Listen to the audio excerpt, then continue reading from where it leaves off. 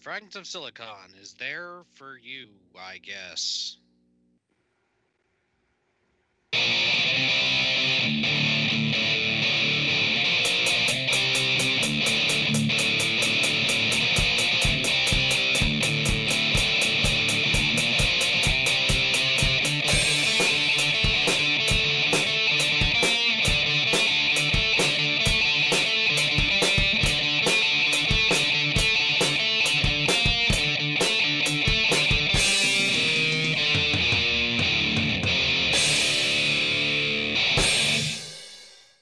All right.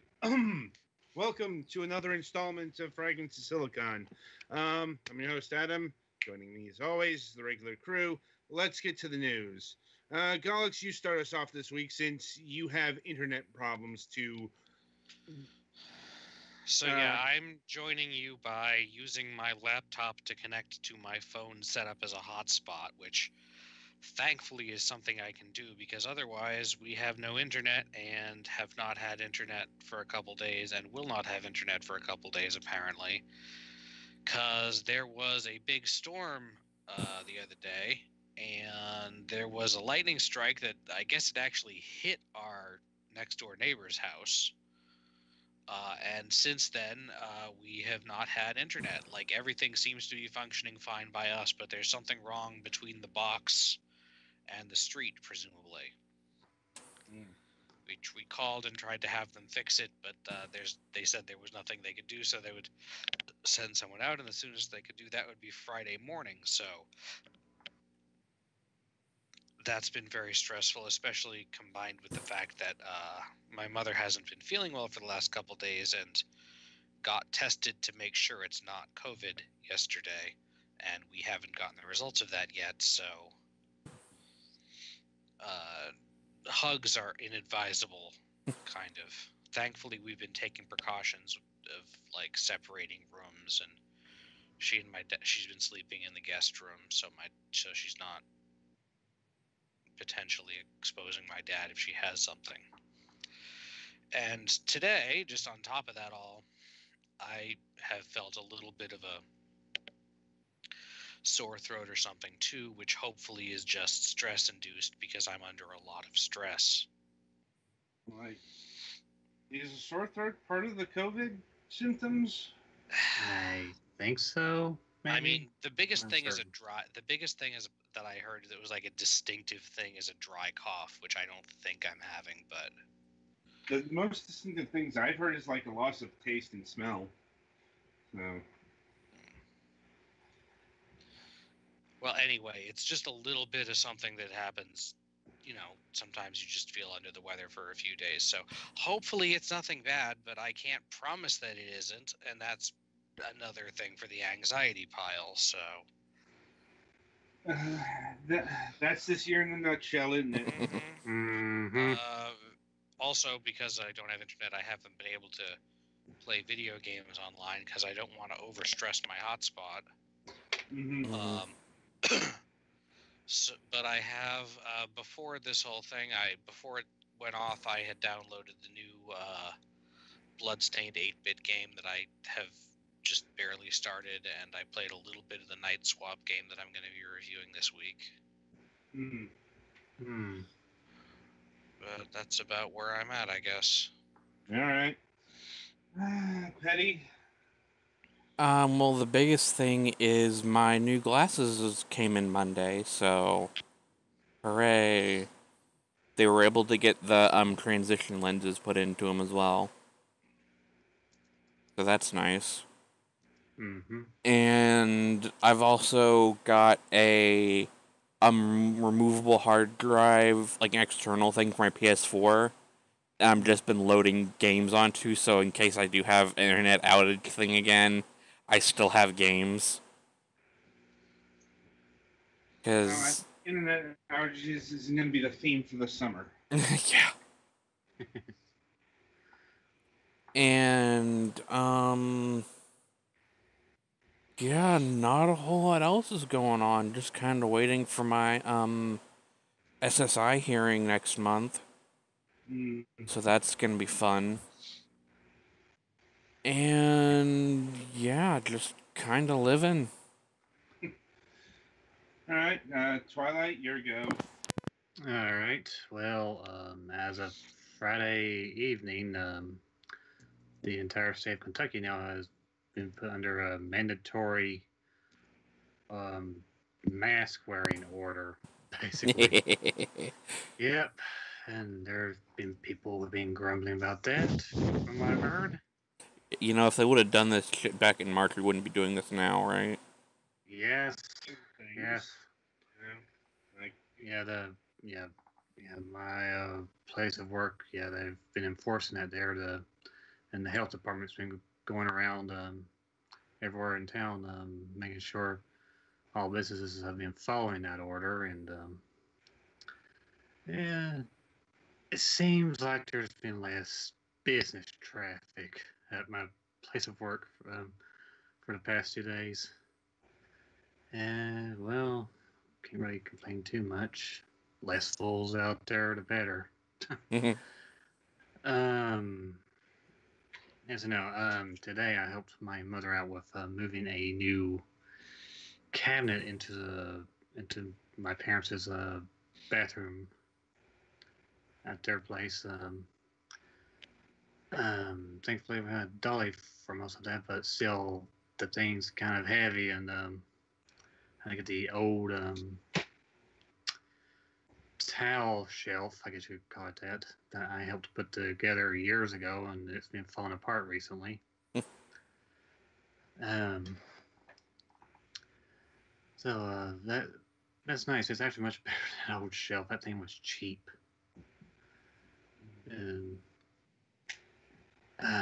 Let's see here. Besides the hot weather, not really much else going on around here. I've been playing my game for this week, and that's about it. All right, it's my go. Let's see. I guess the big news in my sector is I have been having words with my younger brother because, due to various factors, he's basically being forced to move from his current residence, and he wants to move back to fucking Florida, and he wants to do this in late August. In the middle of pandemic. And he wants to go to Jacksonville. I think you can see why there's been some frustration here. Yeah. Especially since his wife isn't in the best of health, has respiratory problems, and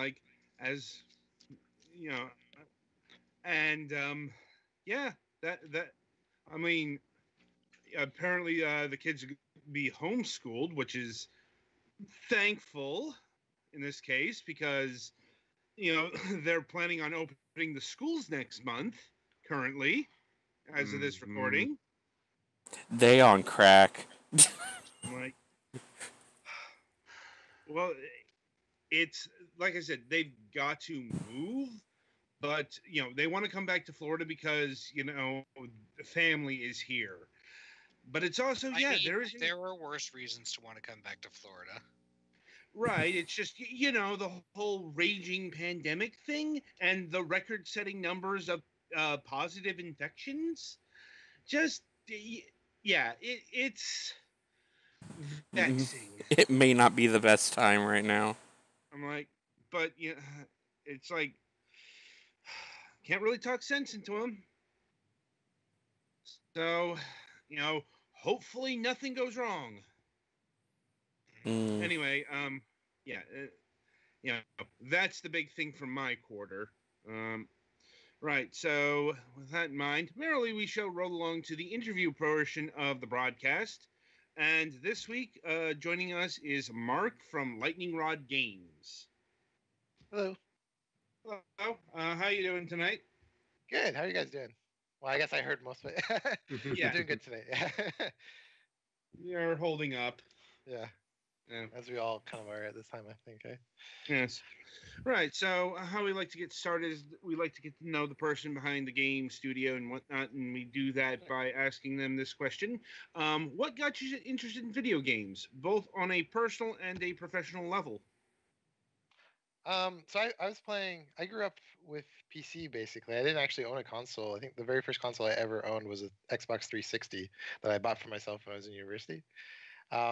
So I kind of grew up on PC gaming, primarily like stuff like adventure games, like the King's Quest series, the LucasArts adventure games, first-person shooters like Doom. I think one of the very first games I ever played and got really into was this adventure game by Sierra called Mixed Up Mother Goose that I played when I was like 4 or 5, which was basically like baby's first adventure game. It was actually pretty cool. It's very much in the style of like the first King's Quest, where you had like a score at the top and stuff like that, and you had to like find everything. I've just Minus been playing games. presumably the chance of getting horribly killed. That's you, right. For Yes. example, Other than if you, other for than the example, horrible, fail horrible to jump deaths. over a candlestick or Although I think if you bring the candlestick to Jack, his butt does catch on fire, so it was pretty funny. But yeah, so that was kind of like how I started playing games, and I just have played them pretty much since then. The game that really got me, kind of like sparked that desire to create my own games, probably was Grim Fandango. I really liked a lot of the LucasArts adventure games, and that was the one where I was like, this is really cool. You can tell very, very interesting stories in this medium, in like an interactive medium, and that was really what kind of hooked me, in terms of wanting to pursue it as an actual career. Right. And when did you start, attempting to make this, your profession? Um, well, at first, like I basically started learning how to program when I was about 12, and I just kind of started working. It was like that was basic, I believe, at that time. So I was learning basic. I just kind of would teach myself programming in general just to make games, and I kind of set that as a goal throughout, like when I was in high school, just taking classes and taking the courses that would let me get into computer science. I ended up starting as in the software engineering program in the University of Waterloo, which is one of the better computer science schools in Canada. And so I started there, and I took that for a couple of years. I realized I really wanted to make games, and I really liked the design aspect of it. And a lot of computer science programs really get into the weeds of like some of the lower level stuff that I just never really found interesting. So I end up kind of shifting my majors. I end up doing honor psychology along with like a bit of a computer science degree, and then I was like, I kind of wanted to see if I could do a master's program, and there's a school in British Columbia that had like an interactive arts and technology program. So I went out there for a year and did some of their prerequisites for the master's program, but it wasn't really interesting. I really wanted to make a game for a graduate program, and their graduate program was much more about studying other games and like doing thesis on existing games as opposed to building your own. So I just decided to go into the industry. So in Canada at the time, like the early, like mid, like it was about 2010. Um, Vancouver was probably like the main hub for video games. Montreal has probably surpassed it since then. But at the time, that was right before there was a lot of compression and a lot of studios closing in Vancouver. And so then my first job was at a Disney-owned studio called Propaganda. So they were working on this AAA Pirates of the Caribbean RPG called Armada of the Damned, which, yeah, there is videos and stuff of it. It was actually a pretty interesting game. The combat was really, really cool, actually. But yeah, it was kind of mired by a bunch of problems. And so I got hired as I was doing QA, and it was a 16-week contract that I worked 6 weeks of before the project got canceled, and they laid everyone else like everyone on the team off. So yeah, I had a pretty rocky start to the early part of my career. Actually, I think within the first 10 months that I was in the industry, I was at 3 different places and I got laid off twice. And so that was just what I was saying. Like Vancouver game industry at the time was really going through a lot of problems, and Montreal and Toronto really hadn't grown to the degree that they are now. Like Ubisoft Toronto hadn't opened yet, and a lot of the Montreal studios, it was still very primarily just AAA. Like a lot of the indie studios in Montreal hadn't really been picking up yet at that time. So there wasn't a lot of jobs in Canada outside of Vancouver. And then when that started compressing, it was difficult. I was fortunate. I applied to one place in the United States, which is Disney Interactive in Palo Alto, and I ended up working there for about a year and a half as a game designer. And that was really my big, like first real foray into full time paid professional game design. And that was awesome. It was really fun. I had a lot of good time there. Yeah, what did you work on at Disney Interactive? Uh, so I kind of continued. It was really funny. Like, so the first project I worked on there also got canceled. Yeah, I have had a very interesting career in terms of cancellations. Then I worked on a game, and I was one of the primary and early designers on a game called Words of Wonder, which is very much like, I would say it's Candy Crush meets Spell Tower, where you find words in a grid, and you get like, I was doing a lot of the systems design, so it was about like, what are the power ups, like when do you get, like what happens when you make a word that's X number of letters long, and that stuff. So I set the early systems design for how that worked on that project, and yeah, that was really the only one that came out that I worked on actually while I was there. So that was that one, and then after that in 2013, my friend and I, Steven, who we had met in university, in residence at university. We were both there. He was in computer science. I was in software engineering, and we were both there because we wanted to make video games, and so we kind of became friends really quickly, and found opportunities to work together on projects while we were in university together. And we were like, we should start our own studio. And we had a third partner that, unfortunately, there was a lot of kind of tragedy that happened in their life towards the end of university, that they're like, I don't want to start a studio right out of university. So they kind of backed out. And the two of us were like, it's going to be hard just the two of us. So maybe we should both go work in the industry for a bit. So that's what we did. So we worked for a bit. Steven worked at the motion capture studio at Electronic Arts in Burnaby. And so he was their main software engineer. He worked on a lot of games like Mass Effect 2. Battlefield 3 was like the big one, the facial animation system for that. Steven was kind of primarily one of the main software engineers on that program. So but the whole time we were kind of like working. I was in BC for a little bit, but then after I moved to California, we kept in contact, and we're like, we still really want to start our own studio. So we kind of both really liked where we were working. I really liked working at Disney. Steven really liked working at Electronic Arts. But we're like, well, if we don't pick a day, we're just not going to start our own studio. We're just going to keep working. So we're like, well, we're going to go home because we're both from the Toronto area, and so we're going to go home for Christmas at the end of 2012. And so we're going to give notice. So we both gave notice in the summer, I think. So we gave them, like, both our employers like 4 months notice. And we're like, after we go back for Christmas, we're going to stay there. We're not, like, that's the end of our job. So once that happened, we went back, and we started the studio basically in January 2013. And yeah, that's Lightning Rod Games, correct? It's Lightning Rod Games, yeah.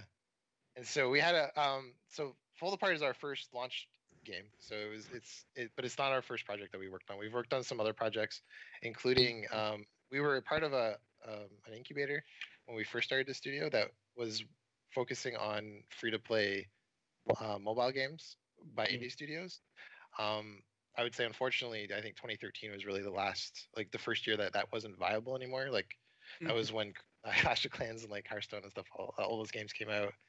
I think in 2012, like the very end of 2012. So it was like 2013 was just like these giant free-to-play games were now a reality on the market. You couldn't really do something like a Tiny Tower or anything like that anymore, right? So unfortunately, so we worked on a game as part of that incubator that we didn't think would have enough legs to be warrant support for. So we ended up not launching it. We did like a test launch, and we just didn't think it was going to be a very good like a long-term success. So we just kind of killed it, so we wouldn't have to try to figure out how to make that work.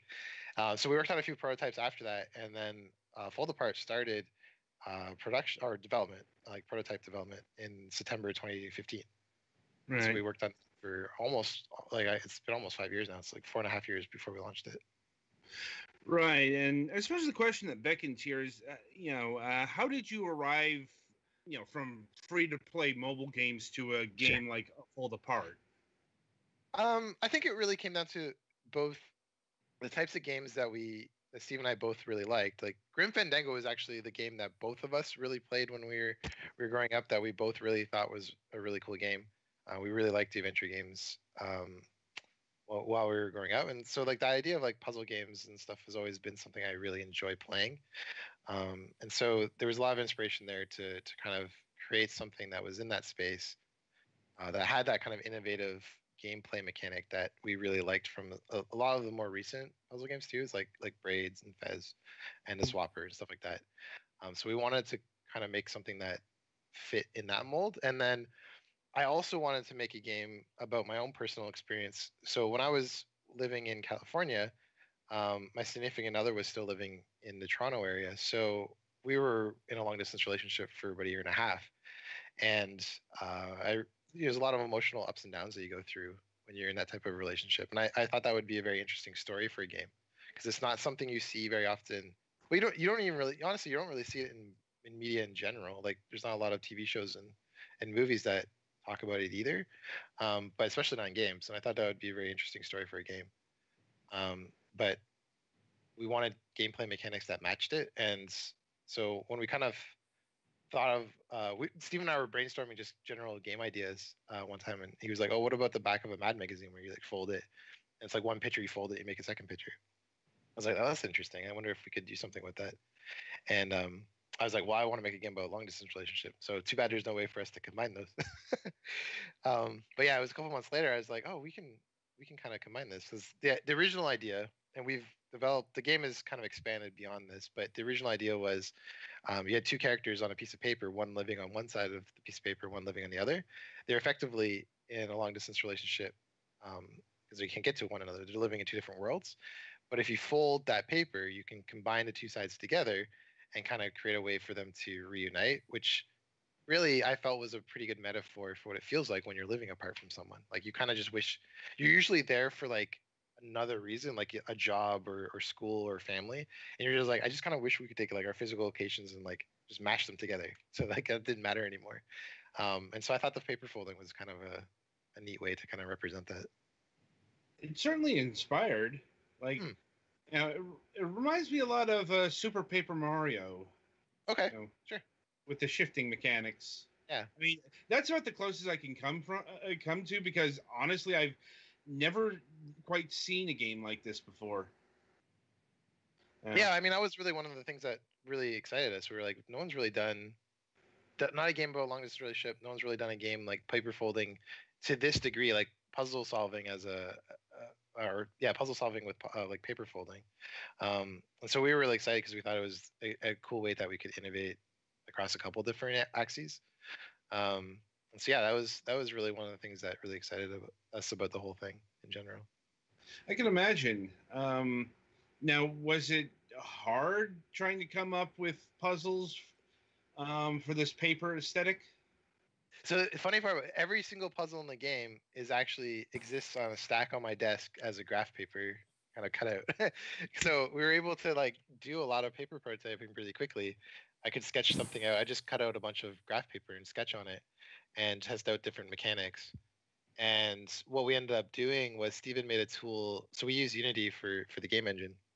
So he made like a custom tool inside Unity that effectively was like a digital graph paper that I could draw on. So I'd like, okay, the platforms are here, and then put the stars and the obstacles and stuff like that in there, and then it would just generate the geometry, and then we could like test the game with like this kind of gray box style um, version of it, and then once we were happy with the way that everything worked, we could give it to the artist, and the artist could make it look really nice. Well, I'd say that the goal was accomplished. The game looks very striking. Yeah, no, ours are phenomenal. We have a art director and an animator that just kind of did an absolute phenomenal job on the game.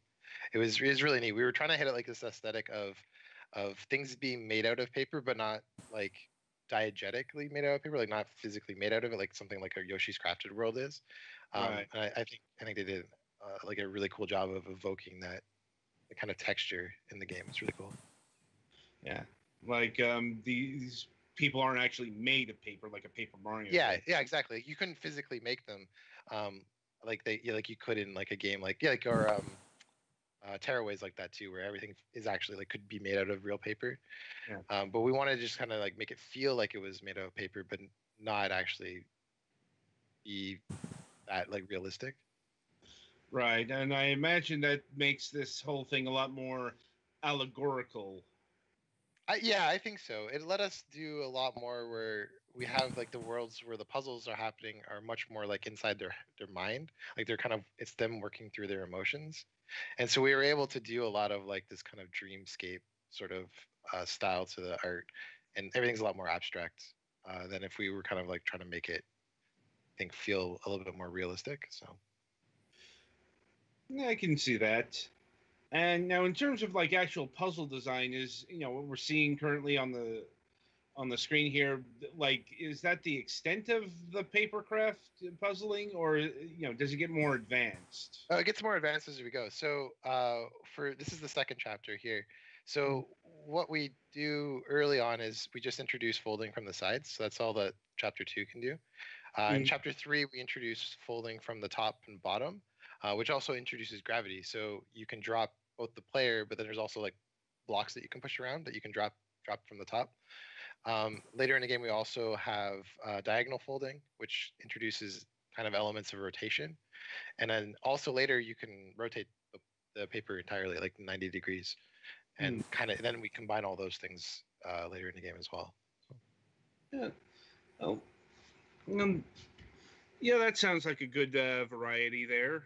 Like, because wasn't sure exactly if this was as gameplay focused or as narrative focused, because a lot of indie games, their gameplay mechanics will be kind of rudimentary to make sure that they get their narrative across.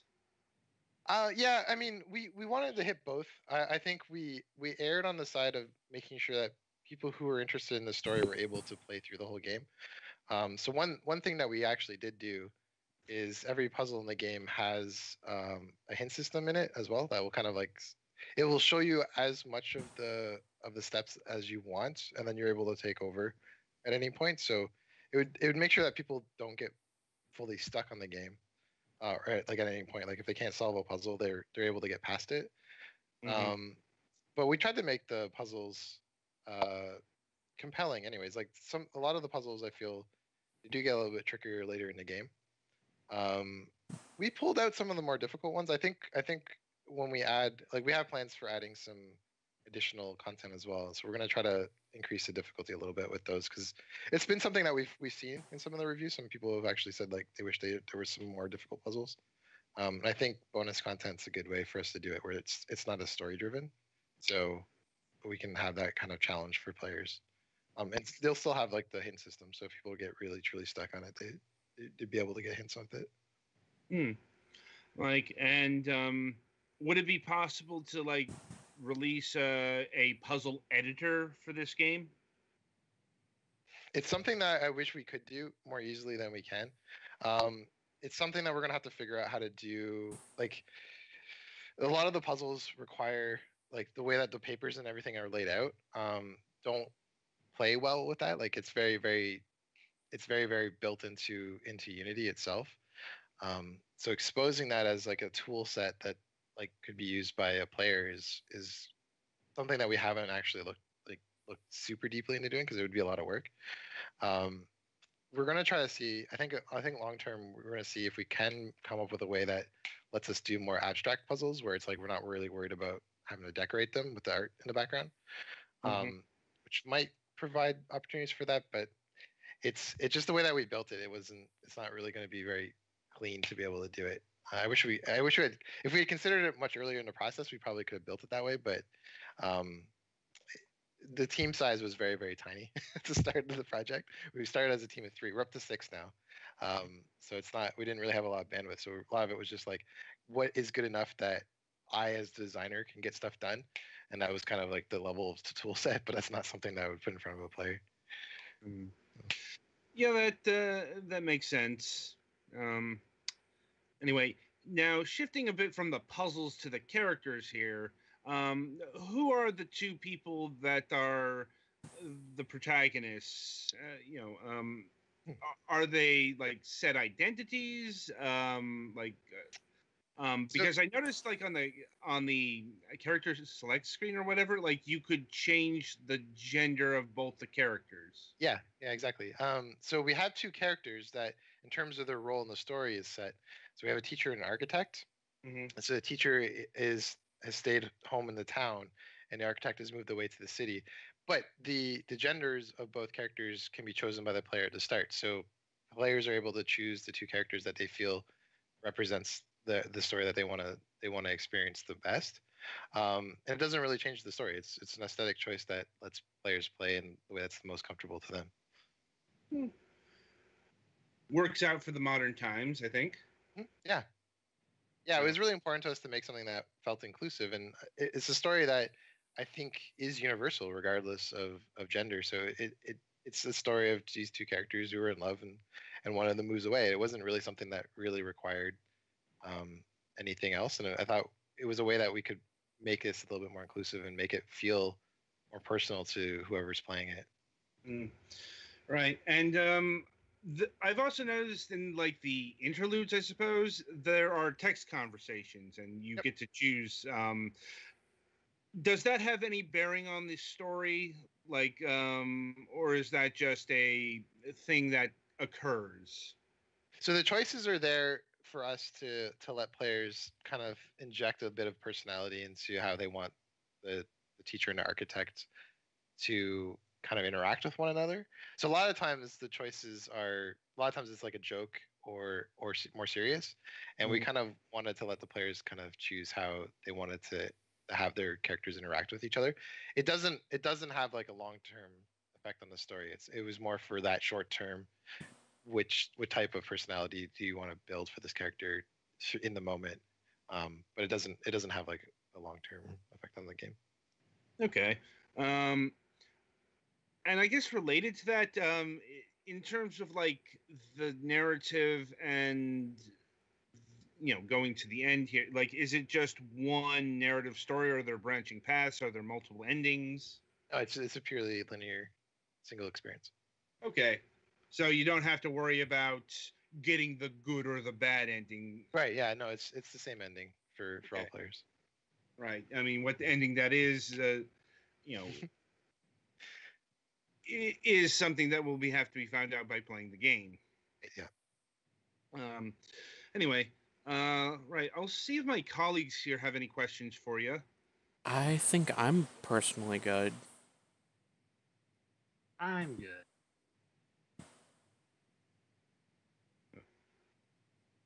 Galix? He may have disappeared. Sorry, I Oh, was muted. I'm Yeah. good for now. Okay. Picking back up. Now, in terms of bonus content, are you just at the planning phase, or have you? We're finishing up. We're finishing up some stuff right now. We don't have a set date for when it's going to come out. We've I very strongly suspect one of them will come out this year, for sure. The other one may not come out until next year. We haven't fully decided on the release date yet. Mm. And in terms of systems released, this is on the PC and the Switch, correct? It's on PC, Switch, PS4, Xbox, and Apple Arcade. Okay. Not sure why that came up that way. Anyway. And in terms of computers, is it Windows only, or is it also on the Linux and Mac systems? It's on Windows through Steam, and then it's on Macs through Apple Arcade. Mm-hmm. And any plans to release the game on additional storefronts like GOG or the EGS? We would be very interested in doing that. I haven't been able to get fully in contact with anyone at the stores, so it's currently on Humble, and it's also on Green Man Gaming. Okay. But yeah, our goal is to get it on as many stores fronts as we're able to. Yeah. And the game's been out for a while now. How's the reception been? great. Actually, we've been really excited with the reception for the game. Uh, it's been really solid. People seem to really enjoy the storytelling.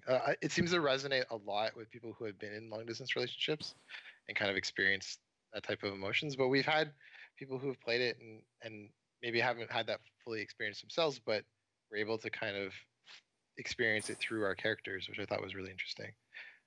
So yeah, it's been received really well. There was a few bugs that we had when we first launched that we've kind of ironed out in the couple months since then. Which unfortunately, it bugged me when I saw that because there's a lot of stuff that we didn't actually know about until we launched. The players found a lot of bugs that we had no idea existed, or our QA team had no idea existed. So, I think you guys just ran into one too, actually. So, Oops. it just reset on you, right? Anyways, so it was a lot of stuff that we've been working on fixing over time. The game is significantly better now than it was when we first launched it, and so I think some of the justifiably we got a little bit some complaints on people who kind of got stuck on some stuff, and so that was a bit disappointing. But otherwise, I feel like we did a really good job with seeing the kind of response in the way that we were hoping for. So That's good. Especially it sounds like you were very successful in capturing the emotions that you wanted to capture out of the long distance relationship story. I think so. Yeah, we had some goals for like how we wanted the story to play out, and it's interesting. We do have a lot of people who are like, oh, this would be a lot easier if they just talk to each other, which I mean, that was kind of the point that we were trying to make with the story a little bit. It was like these characters have such a hard time because they don't talk as much as they should. So if the takeaway is, oh, people should talk more, I'm like, good. That is the lesson that I hope people take away from it. If you're in a long distance relationship, communication matters a lot, and you can avoid a lot of the problems that some of our characters go through if you are better at it. But it made for a better story, so that was one of the reasons why we did it. So I can see the logic behind it. And sometimes we dramatized it a bit, but like a lot of times you'll think some of these things, and you're like, you know what, I don't think I should tell the other person because it will make them upset. And I think that's a nuance that I don't know if we explored it as well as we could have in the game, but it's hard to understand until you're in that position. I would say is like this idea of like there's things that you would talk about in person if you could, because you would be able to kind of knock them out and you could resolve them. But the problem when you're apart is those emotions don't really go away because there's not the only way to really resolve them is to be together, and so you don't really want to talk about them because you can't resolve them. It just kind of makes both people upset as opposed to just one person. And it's also easier to do that when you're some distance away. Yeah. Like now, in terms of ideas used for this game, and stuff that isn't, being packed in as DLC, like, would there be enough to like explore a sequel to this game, or do you feel like you've about done all you can do with this particular idea or this particular story? I think we've done everything that we really want to do with this story. I don't have a lot of ideas for a sequel. I mean, there's puzzle ideas that we kind of didn't have the bandwidth to explore, but I don't know. It's something that I think we have some ideas that we're really excited about working on next before we ever come back to this. So I think we'll probably have to take some time to explore those ideas first and get like a bit of a break. We definitely don't want to jump into this as a sequel right away. But I'm not sure. I feel like storytelling wise, I feel like we told the story we wanted to tell, and I'm happy with it. So I don't currently think that we'll make a sequel to this, but I'm not going to say we never would, but we'll see. Okay. And how's the game been performing in terms of sales? Good. Yeah, we're happy with the sales numbers and the number of players that we're seeing across all the platforms. Always good to hear. Like, it's a rough market. It can be, yeah. I mean, we've known people who, their projects didn't exactly resonate, let's say. Yeah, that's fair. Yeah, it's difficult. I mean, sometimes you can make a good game and it's just like the market changes between when you start it and like by the time you finish it, the market's shifted completely. I mean, honestly, we were fortunate enough to be part of a bit of that shift as well. Like Apple Arcade was a whole thing that didn't exist until they contacted us last April. We were almost done the game, and it was an opportunity to be part of the Apple Arcade, and we were like, yes, that sounds awesome. I'm like the game being able to work with touch controls, like doing the paper folding, I thought was a really cool opportunity, and like being part of that service, like having worked on free to play games for myself, I really appreciate the fact that Apple is trying to create opportunities for more premium game experiences on their system, on their platforms, because like touch controls are something that are pretty unique, and I feel like the only real developers that have the ability to kind of explore them are the ones that are able to successfully run free to play games right now, which is not small developers really. Like at this point, you have to have like a good user acquisition strategy and kind of have like the upfront capital to get players in the game to be successful with free to play.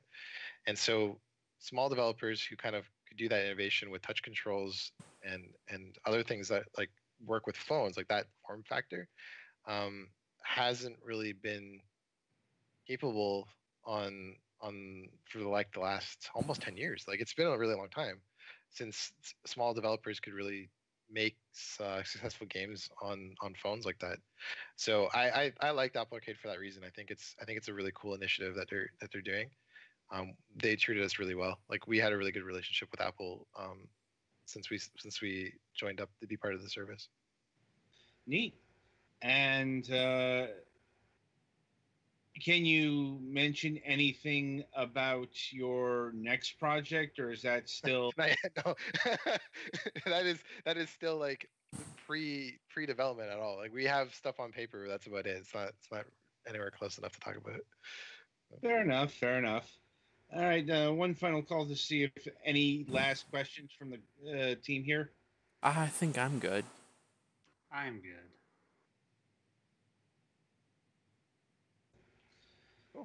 Yeah, I'm good too. All right then. Mark, it was great having you on the program tonight. And thank you for taking time out of your schedule and being with us here today. Like, anyway, the game is A Fold Apart. It's currently available on all major platforms. The game is going for $20 on like Steam and such, but I think it's like the cost of the subscription of the Apple Arcade to access it on iOS. I think it's five. I'm Canadian, so I know it's $6 Canadian. I think it's $5 US per month. Yeah, sounds about right. Okay. Yeah. So be sure to pick this game up on your platform of choice. Petty, play us to the next segment.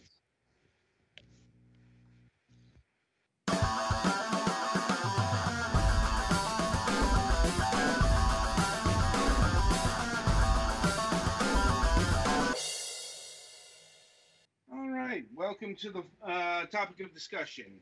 This week we're talking about WB games, like specific, and there's a specific reason, and it's not because of Bakugan.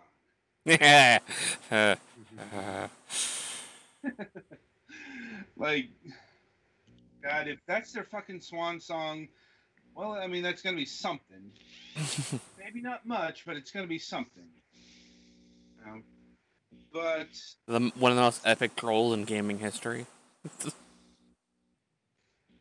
I would say maybe, like, it's hard to say, like, because, I honestly don't believe that it's a troll. Like, yeah. It's like nothing, like, if Devolver Digital pulled something like that, yeah, I'd buy it in a heartbeat. Nintendo? No, they were earnestly hyping that up. Yeah. Like, as it's fucking on as shit, but I didn't detect that Nintendo was being mocked about it. Fair. It's just, when you hear the name Way Forward, certain expectations get implanted in the mind. Specifically, you're thinking of some like 2D game that's of the platformer variety. Maybe a Metroidvania, maybe a puzzle game, something like that. It's like usually a 3D Pokemon-ish RPG thing doesn't come to mind.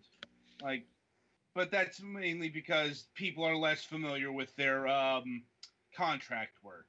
Like, but this isn't about Way Forward. This is about WB Games. So, in case you haven't heard the rumors, AT&T is considering selling off the Warner Brothers game units, and people seem to be missing the mark here because I see a lot of comparisons to Disney's exit from the video game world. There are different reasons. First of all, Disney got out because they could never figure out how to make video games work enough for them. Mm-hmm. Like, Warner Brothers Interactive is looking to be sold off because AT&T has a shitload of debt. So AT&T's purchase of Warner Brothers was really fucking expensive, as you'd expect it to be. Not the only thing that they bought or overbought. DirecTV's in that camp as well. Yeah. Long and short of it, they've got a shitload of debt. And when you have a shitload of debt, you have a shitload of interest payments and all that stuff that comes with debt. And something about people wanting money.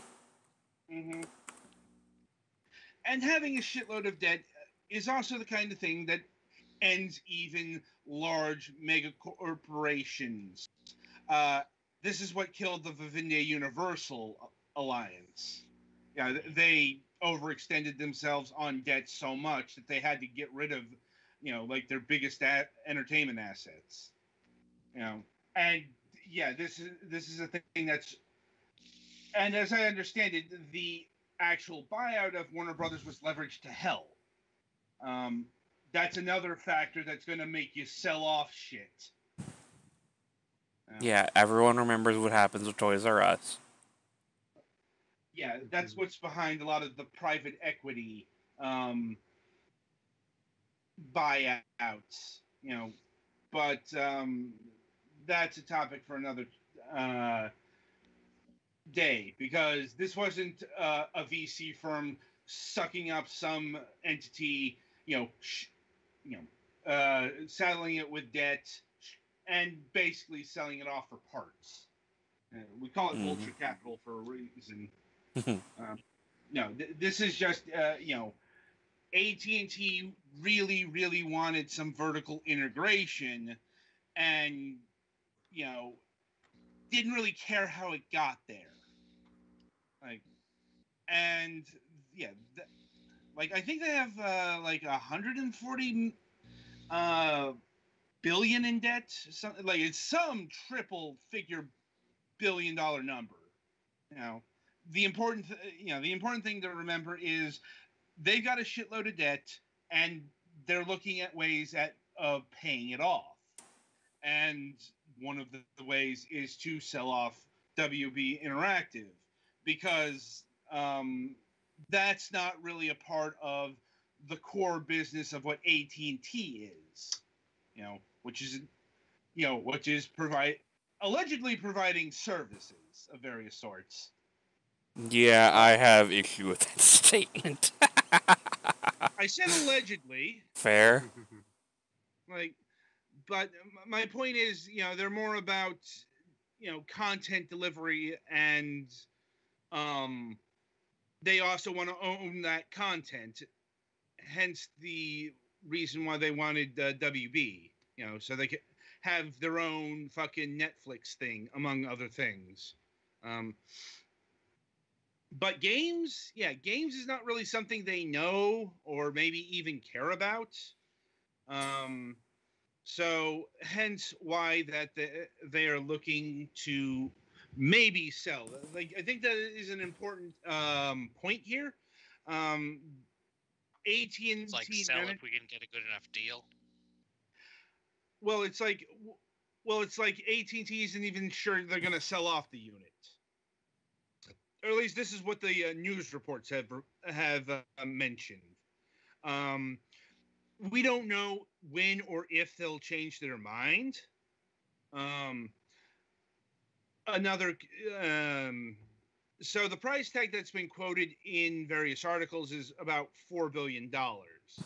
I'm not sure what's behind that estimate, because it's the thing about WB Games is it's a real hard thing to get a head around the price tag, because they are both valuable and yet not all that valuable. To quantify this further, like, yeah, they are a fairly big publisher of a, very big conglomerate, but they've got a lot of synergistic elements to their existence. That is to say that, the top games from WB are like fucking Lord of the Rings, Harry Potter, DC, and Lego, you know, that's all licensed content. That's that's all stuff from other WB divisions, or stuff that has been licensed, that they are the master licensor to, like Harry Potter. Not like Lord of the Rings. I think like for the films, and then they had like the book rights. I'm not exactly sure what state like the Lord of the Ring games are, because I know there are non-Warner Brothers Lord of the Rings projects being done right now. Like there's a MMORPG, like there's a new MMORPG that's being done for the Chinese market. That's being done in conjunction with Amazon. So now, but it's in general, WB Games' top tier games and franchises are related to the other parts of their business. And that's like the central question around, the purchase of this, publisher.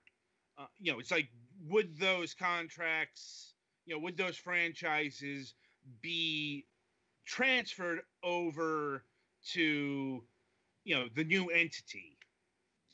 And that, it's a bit hard to answer, because every franchise could be different. Every franchise probably is different. Especially like external versus internal. Like having the DC license transfer alongside that.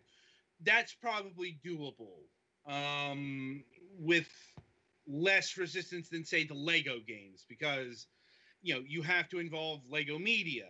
They're the rights holder to Lego games. All Lego properties. So that, I imagine, is a big thing that would tie down negotiations and pricing.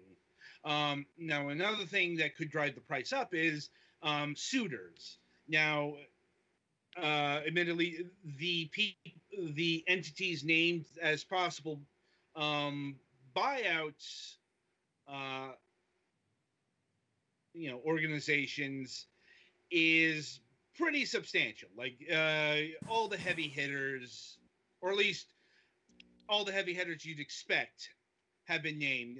EA, Take-Two, Activision, Microsoft, and none of them are that preferable to the other. I mean, the thing is, three of them all kind of suck in the same way, but then again, WB Games is no stranger to that similar amount of suck, because they're all big publishers, they're all proprietors of live service games. They monetize the shit out of their games, and so does WB Games. Like fucking Mortal Kombat 11, and and speaking of Mortal Kombat, that would be about the biggest thing in terms of video games that WB currently owns. They own actually quite a bit of like pure video game stuff. Like they've got most of the old Midway assets. Um, they got things like Fear and some other stuff, but nothing that's that big of a brand name. Like nothing that would really attract the likes of Activision or like I don't think Take Two is really desiring to do a new Fear game. Like there are like there are probably and there are entities out there that would jump at the chance to do a new Fear game to own that particular franchise, but they tend to be on a lower on the totem pole. Like that's more a thing that THQ Nordic would acquire than Activision. Like that's a thing that they get on the side by buying the whole kit and caboodle. And another thing is, in terms of studio size, WB Games is quite large. They've got like 10 or so studios, and I'm not sure, and I'm pretty sure that fucking headcount isn't going to be transferred over to another, another publisher. Mhm. Especially if some of those licenses don't transfer over. Like I would worry about, say, the future existence of Monolith, the current developers of various, the Lord of the Rings games. If the Lord of the Rings license didn't go over in some capacity. It's, granted, a lot of this is speculation, but, I'm knowing how a lot of mergers and acquisitions go. It's definitely safe to say that there would be a lot of streamlining and reduction of headcounts and that kind of thing. Mhm. Like, now Microsoft provides its own issues because they are a platform holder. Like, and platform holders usually buy developers or publishers that are a lot smaller than they are. WB Games would be about the largest purchase of a publisher that a first party studio has ever done. And we're also talking about potentially tying a whole lot of properties to one ecosystem. I know that's less of a concern with Microsoft because Minecraft, but there's still the worry that say Mortal Kombat, that Mortal Kombat 12 or 13 or what have you, that gets tied to Xbox Game Pass or the Xbox ecosystem, or Xbox and PC. Like you don't get Mortal Kombat 12 on PlayStation 5 or the Switch or whatever. And it's especially daunting because like when Microsoft bought Minecraft was already on a shitload of platforms, and there was good reason to keep it on a shitload of platforms and expand it. Meanwhile, Mortal Kombat is a lot more pretty console focused. Yeah, Mortal Kombat's a lot more core focused and demographic focused. Like this isn't a game that you're really aiming towards kids. At least you should at least, I be. should hope not. At least these days. I mean, Yeah. let's cut to the chase here. Mortal Kombat they tried to kidify it in the 90s. Like you remember the Mortal Kombat movie was PG-13. There was a fucking Saturday morning cartoon of Mortal Kombat. Well, they did that shit with a whole ton of things around. That there was a fucking kids' toys, RoboCop, Alien. I know they did. I'm not saying that shit was right either. It was the 80s and 90s, so yeah, it's like yeah. Some of the weirdest toys in my friggin' mostly Ninja Turtles collection was like the female cop from RoboCop, Robin Hood from Prince of Thieves. I'm like, you're not wrong. And I always wanted some of the aliens and like Godzilla things, but I never got any of those. Like my point is like they really tried to make Mortal Kombat a thing for kids, and it didn't really take because we don't really want to. We don't really like remembering that particular brand of '90s kitsch. Like, and Warner Brothers seems to be in agreement with that because, like, they released a new Mortal Kombat OVA, I guess. Like, it's a direct-to-video animation thing, so I guess that term applies. But Revenge of Scorpion, and it's very much an R-rated thing, as it should be, because that's kind of Mortal Kombat's brand. Now, anyway, like I said, in terms of a sale to anyone, I think the safest thing would be Mortal Kombat, because it's by far the biggest video game property in their library. Outside of everything else, like I said, it's all, even like NetherRealm's other big fighting game franchise, Injustice, that's, DC the fighter. It's like, if that gets transferred to somebody else, or Warner Brothers keeps it, or they take a more Marvel Games approach, which is like working with individual companies on a per game basis, then Injustice may not be able to exist in the future. So also, there is no like timeline for a sale or a potential sale. Also, another way they could go about doing this is selling Warner Brothers off piecemeal. It's like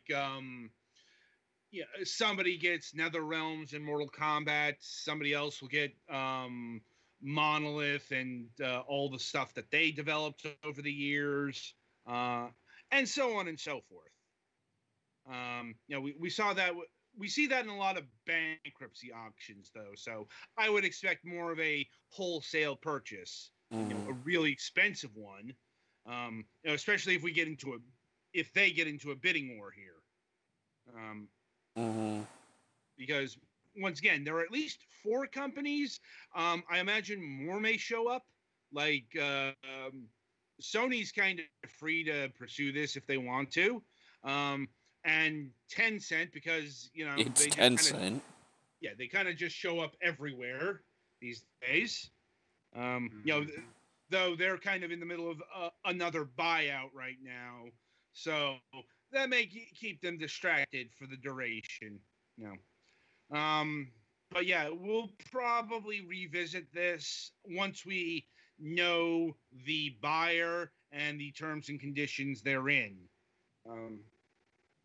Until then, I think that'll about do it for this installment of Fragments of Silicon. The week ahead. So there's no Friday show this week. So y'all can sleep in. Yay, sleep. I'm like, sorry, people are the crankiest bunch at 11 o'clock in the morning. Like, anyway, on the Sunday game reviews, we'll be having reviews of Hue. That's as in color hue. This game was recently made available for free on the Epic Game Store. It's standing in for another game that we had some issues with. Those issues have been resolved, and that review is happening next week. It's like, those things got resolved after this got locked in. So, we review of Pamela. Twilight Winter will be handling this because my computer just had none of it. It's poorly optimized as well. That doesn't surprise me at all. Like, we got Rush Rover, which is a roguelike twin stick shooter in the vein of like Smash TV. You're saying you don't play as a dog? No, it's a rover as in a robot rover. Like, no dogs here. It's a pretty fun game, though. More on that on Sunday, and Night Swap 2. It's a puzzle game where you swap knights. Yeah. Specifically a chess puzzle game. Yeah.